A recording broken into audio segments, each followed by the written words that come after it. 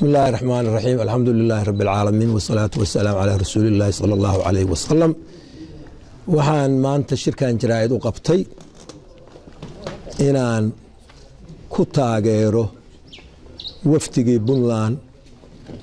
xamar uga qayb galay shirkii wada tashiga ee dowladda federaalka iyo dowladaha qaybta ka dowladda federaalka xamar uga socday oo hogaaminayay madaxweynaha Puntland Dr. Cabdiweli Maxamed Cali Gaas inaan ku taageero iyo inaan ku taageero codkii ku xoojiyo barnaamijyada waaweyn oo maanta magaalooyinka caasimadaha ah iyo magaalooyinka waaweyn oo Puntland maanta laga sameeyay inaan anigu codkayga xogogaalka ah oo wixii laga soo maray dhismihii dowladda rasmiga ah maanta oo dowlad ku meel gaar ahayd iyo dowrkii Puntland ay ka qaadatay iyo waxaan fikri ka qabo inaan maanta codkayga ku taageero oo ku xoojiyo ayaan shirkan jaraa'id qabtay. waxaa la wada ogsoon yahay dowrkii maqaamka weyn lahaa oo Puntland ay ka qaadatay dhismaha dowladda oo mudane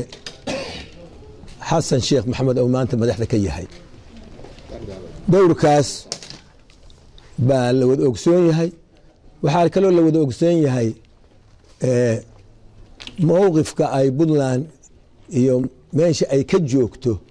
dowladnimo Soomaaliyeed iyo kaalinta ay buuxisay intii maamulkeedu dhisnaa iyo ka horba intii markii loo soo qaxay halkan oo dadkeedu deganaa 18 sano ayaa wax yar ka dhiman yihiin maamulkaas intuu dhisnaa. intaas 18 sano waxay ka qayb qaadanaysay magangeliyada dadka ka soo qaxaya koonfur dhibaatada weyn oo ka jirtay ama dad hore ugu dhashay halka ahaadeen ama dad aan weligoodba araga ahaadeen.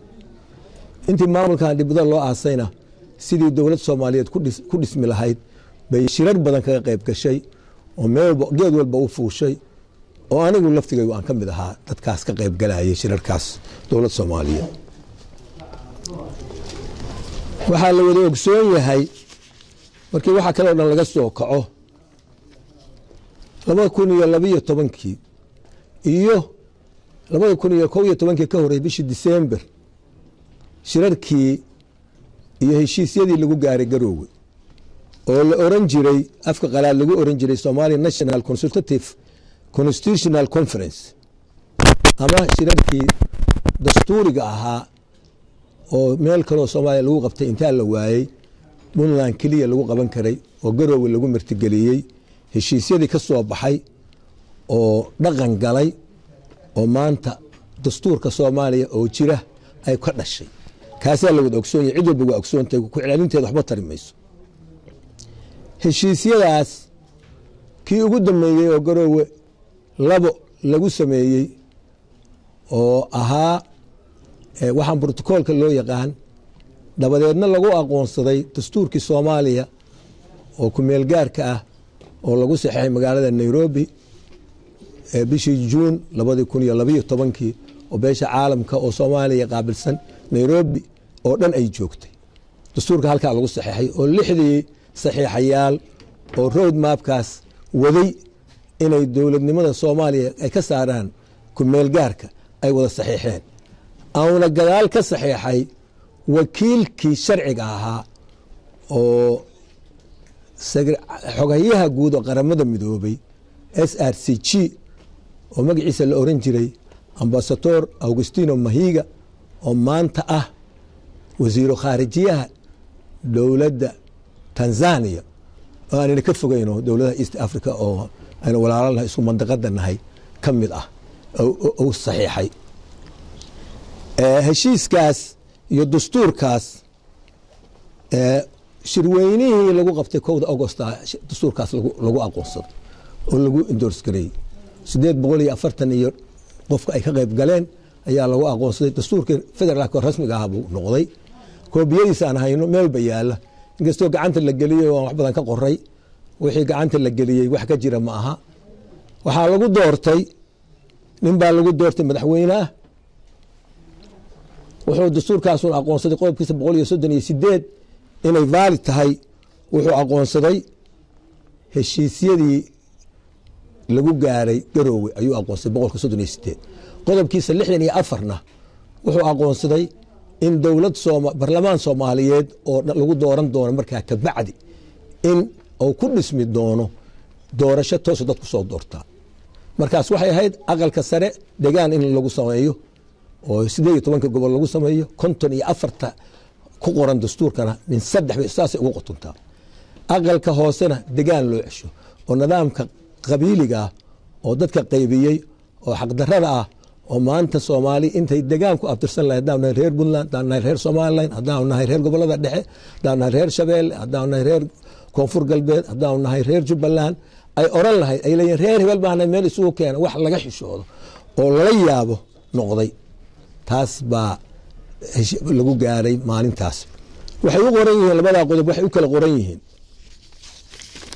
haddaan inii akhriyo qodobka 138 faqradiisa koowaad dastuurkani wuxuu dhaqan gelayaa si waafaqsan khariidada nabadda heshiisyadii garoowe 1 garoowe 2 gaalkacayo iyo Addis Ababa waa meesha lagu Addis Ababa iyo Nairobi oo markii meesha lagu saxeexay qodobka 64na wuxuu u qoran yahay xubnaha golaha shacabka waxaa si toos ah qarsoodi ah oo madax bannaan ku dooranaya shacabka jamhuuriyadda federaalka ee Soomaaliya intaas waxaan u bayaaninayaa cidii aan warkeedu oo heshiisyadaas shaki kaga jiro iyo sida dastuurka loo qaybsado waxa marka la yaab leh laba shay mid waxa weeye midda koowaad waxa weeye madaxweyne xasan sheekh waxa loo doortay oo ku dhaartay dastuurka inuu dhowro ayuu kitaab jaamac ku maray oo lagu dhaariyay dalka Soomaaliya wixii ku qoran ku dhaqo oo nidaamka federaalka ku hirgeliyo wuxuu ku dhaartay markaas inuu balanta aw qaaday iyo axdiga aw fiyo xadiiskii nabawiga ahaa oo la isku waafaqay mutafaq calayhi wuxuu oranayaa wuxuu ka hadlayaa calaamatul munaafiq calaamatul munaafiq 3 إذا حدث كذب وإذا وعد خلف وإذا أؤتمن خان سو لما أوران كرو ومدى إلى سوماليات بان ويدينيا علماء ninkii ku dhaartay dastuurkaas inuu ku hirgeliyo waxa ku yaalo aan inii sheegay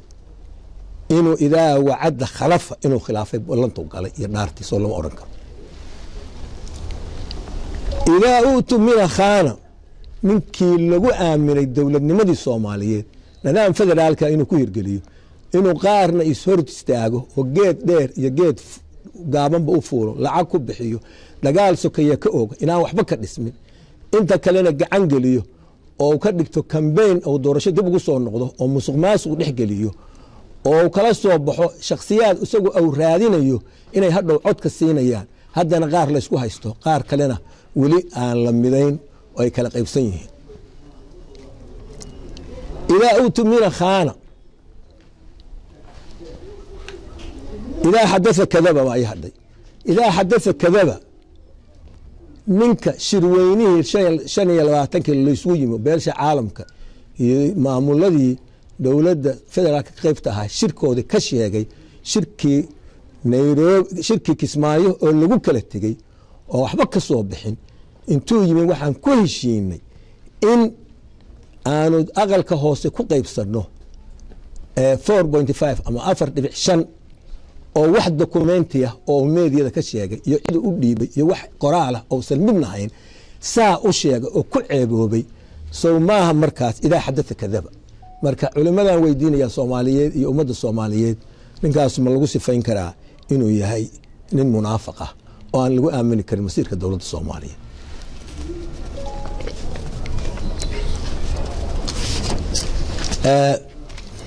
haddaba waxaa isweydiin leh war wax lagu heshiiyey oo nidaam ah oo sharci ah intaa la tuuro ma laga aadi karaa sharci darro hor leh hadda in maalin dhaweyd magaciisa lagu yiri guura la yiraahdo anigu aanan is aqoon waan u malaynayo inuu xildhibaan yahay بعدود voice America laga hadlayo wuxuu yiri wixii hore loogu heshiiyay hadii aan lagu dhaqmayn oo maalin walba banka abuur wax ninka marka xafiiska jooga oo ku danaysanayo lagu dhaqmo biri 4 sano ka bacdina soo tan la tuur maay mid kale ma weligaana jugdug meeshaadi joogso ma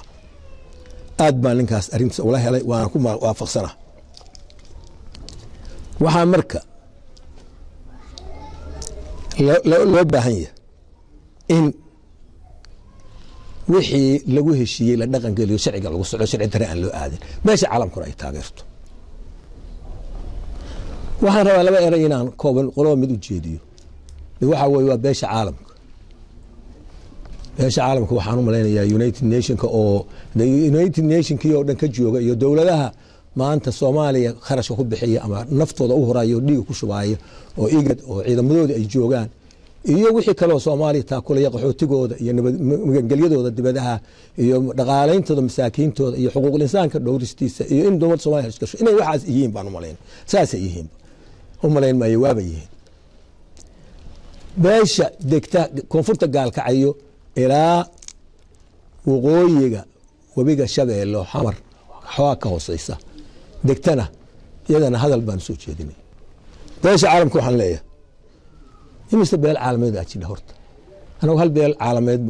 caalamka baan naqaanaa oo ah midaas United Nations ku midowda baan naqaanaa oo ninka wakiilka United Nations wakiilka uga ah oo madaxda u yahay oo ah ninkii saxiixay heshiiska iyo sharciga hadda aan ka hadlayo saxiix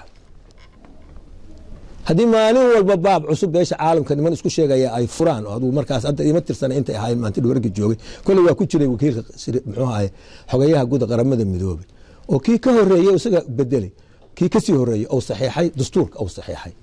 soo kuma habooneen inuu dhowro dastuurka sharciga waxa jira qaanuun siinaya beesha caalamka in madaxweynaha dawladda Soomaaliya inuu overriding ku sameyn karo dastuurka Soomaaliya oo ku heshiisay oo beesha caalamkuna ay kaga dayanayaan oo leeyihiin waa sax overriding buu ku sameeyay anigu waxa leeyahay ma jiro waan naqaanaa sharciga caalamiga waan naqaanaa ma jiro saa darteed abaal baan u haynaa beesha caalamka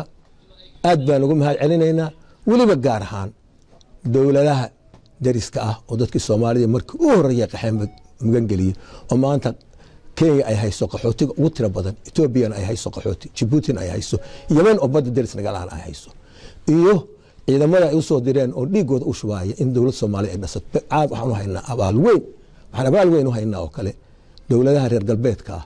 oo dadkii Soomaaliyeed mugan galiyay oo maanta tacliin siiyay oo degaan siiyay oo ummadoodii kala mid dhigay oo aniga laftigay aanu qaxyo kamid ahay waxa abaal aan la koobi karin baan u hayn way jiraan dawlad Carbeed oo kooban oo iyagan abaal u hayno Yemen markii laga reebo daris ah Imaaraadka oo laga taageeray la dagaalanka hadaan reer Puntland ay burcadbadeeda iyo dawladda kuweedo hadda mashruuc aan airport garow dhisaysa wax la taaban karo baan ka hadlayaa ka hadli maayo wax maaragtay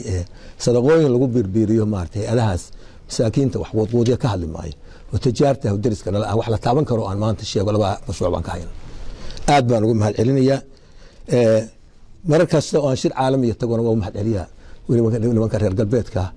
aad baan ugu mahad celinayaa North America had deganaadeen ama Europe had deganaadeen ama Australia iyo New Zealand had deganaadeen aad baan ugu mahad celiyaa waanu mahad celinayaa laakiin beesha caalamka dib ay isku noqoto